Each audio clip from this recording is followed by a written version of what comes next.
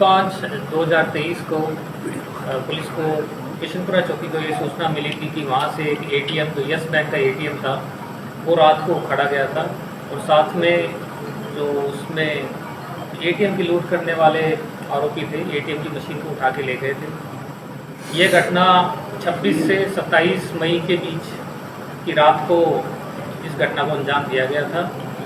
Fortunately इस ATM के अंदर कुछ पैसे नहीं थे क्योंकि ये एटीएम काफ़ी समय से बंद पड़ा था और उसके अंदर कैश भी नहीं था, परंतु ये हमारे लिए एक संगीन घटना थी क्योंकि इस एरिया से पहले भी 2 एटीएम के उखाड़ने की वारदात हो चुकी थी। इसके अलावा 2020 में भी इसी एरिया से एक और एटीएम उखाड़ा गया था। जो इस एरिया से जो एटीएम उखाड़े थे उनमें भारी मात्रा में पैसा भी गया था। पिछली जो फरवरी में वारदात हुई थी उसमें 24 लाख रुपए की लूट हुई थी और उससे पहले जो सितंबर में जो वारदात हुई थी उसमें लगभग 17 लाख रुपए की लूट हुई थी। तो इस घटना की संजीदगी को देखते हुए ये बड़ा एक सीरियस मैटर था क्योंकि एक ही स्थान पे बार बार वारदातें हो रही थी। तो हमने CIA 1 टीम इंस्पेक्टर दीपक के नेतृत्व में एक टीम का गठन किया। इस घटना के बारे में पुलिस के पास कुछ भी सुराग नहीं था और पहले भी संगीन वारदातें हो चुकी थी लेकिन उनमें भी कोई सुराग नहीं मिला था काफ़ी प्रयत्न करने के बावजूद। तो इस घटना को हमने काफ़ी सीरियसली लिया और एक टीम को लगातार केवल इसी काम पे कार्य करने के लिए निर्देश दिए गए।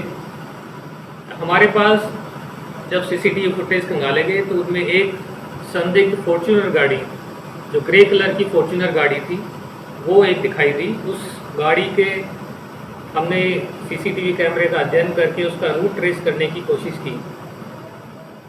ये जो आरोपी थे ये काफ़ी समय से वारदात कर रहे थे और काफ़ी शातिर तरीके से वारदात कर रहे थे। ये किसी भी तरह का सुराग इन्होंने कभी तक किसी भी वारदात में नहीं छोड़ा था, ना फिंगरप्रिंट्स मिले थे, ना इनके पास कोई मोबाइल फ़ोन होता था। तो ये हमारे लिए चैलेंज था। हमारे पास केवल एक सुराग था कि ये फॉर्च्यूनर गाड़ी जो ग्रे कलर की फॉर्च्यूनर गाड़ी है उसमें वो आए थे। हमारी टीमों ने लगातार मेहनत करते हुए आसपास के क्षेत्र के कैमरे खंगालने स्टार्ट किए। हमारी टीमों ने लगभग 200 किलोमीटर के एरिया में 500 से ज़्यादा कैमरों का 300 से 400 घंटे के जो फुटेज है उसका अध्ययन किया।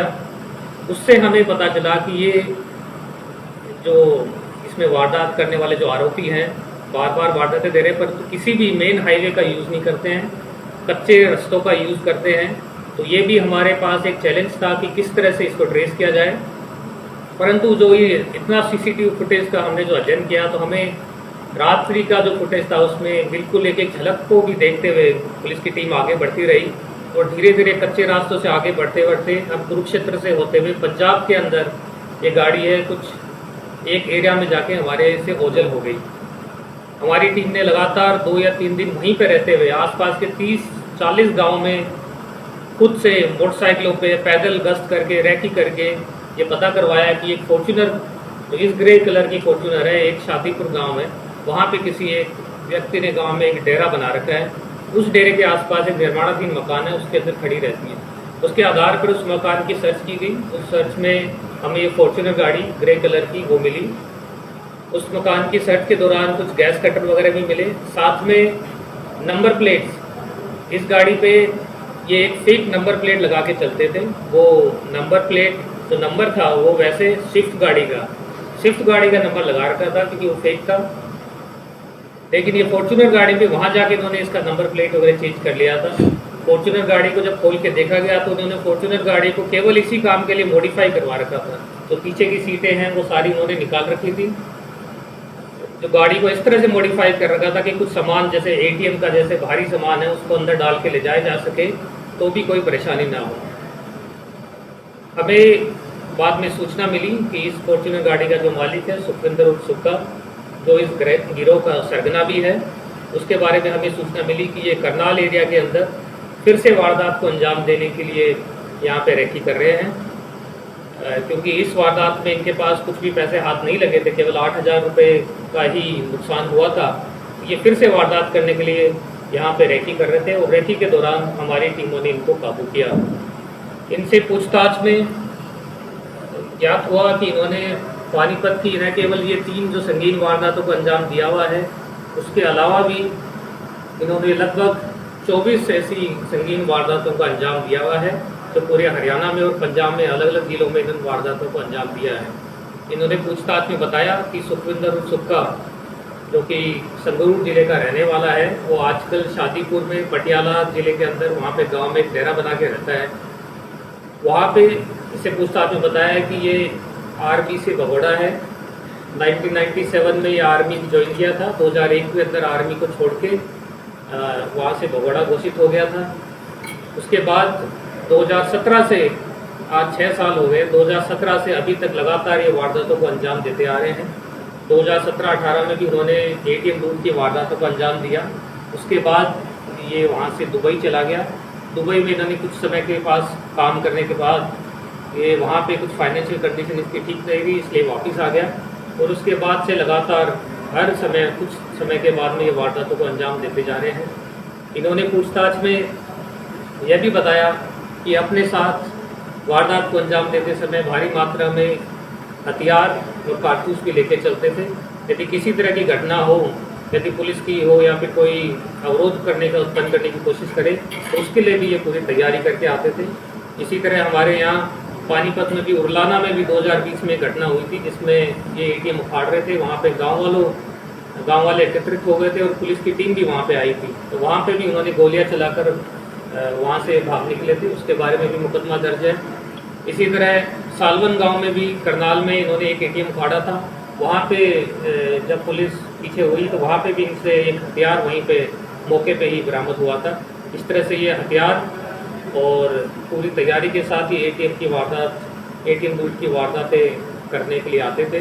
सुखविंदर सुक्खा अपने भाई जिसका नाम भूपेंद्र है उसके साथ, और 2 नाभा के, एक देवेंद्र है और एक गुरमीत, ये चारों लोग इन वारदातों को अंजाम दे रहे थे।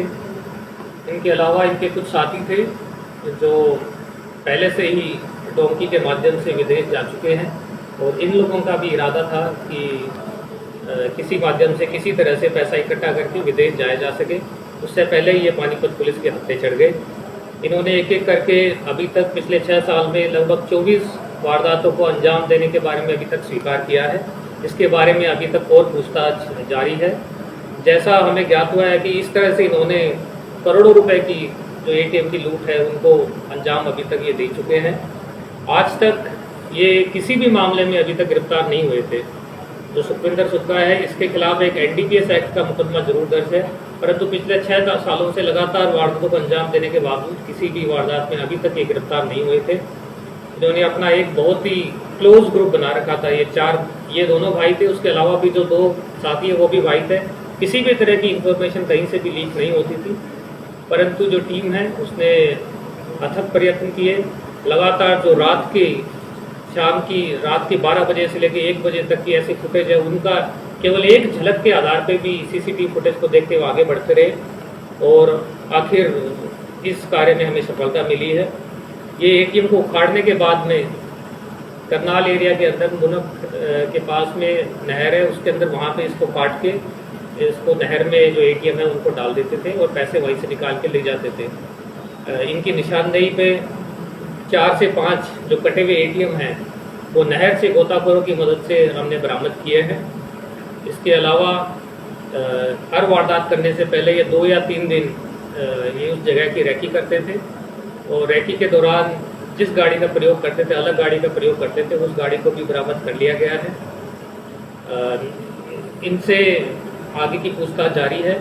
इन्होंने अभी तक जो स्वीकार किया है उसमें 6 वारदातें पानीपत की, 5 वारदातें करनाल की, 3 वारदात कैथल जिले की, इसके अलावा अम्बाला, कुरुक्षेत्र और सोनीपत जिले की वारदातें जो हरियाणा की इन्होंने स्वीकार की है। इसके अलावा पंजाब में भी अलग अलग जिलों से, लुधियाना, संगरूर, मलेरकोटला, सब जगहों से कुल मिला के 7 वारदातों को इन्होंने अंजाम देने के बारे में स्वीकार किया। ये इन्होंने काटने का, एटीएम ले जाने का प्रयत्न किया, परंतु उसमें सक्सेसफुल नहीं हो चुका। गाड़ी के अलावा कोई कैश भी बरामद इसमें क्योंकि ये पिछले 6 साल से वारदातों को अंजाम दे रहे थे, तो उन्होंने काफ़ी कुछ कैश खर्च कर दिया या फिर मोटरसाइकिल खरीदने में, घर बनाने में कर दिया। लेकिन हमारे लिए रिमांड पे है, 4 दिन के रिमांड पे है। इसके दौरान इनसे कैश की भी रिकवरी करने का प्रयास किए जा रहे हैं। सर क्या कुछ उम्र है उन सबकी? ये लगभग सभी लोग 40 से 50 की उम्र के हैं, 43-42 एज के हैं, सुखविंदर भूपेंद्र।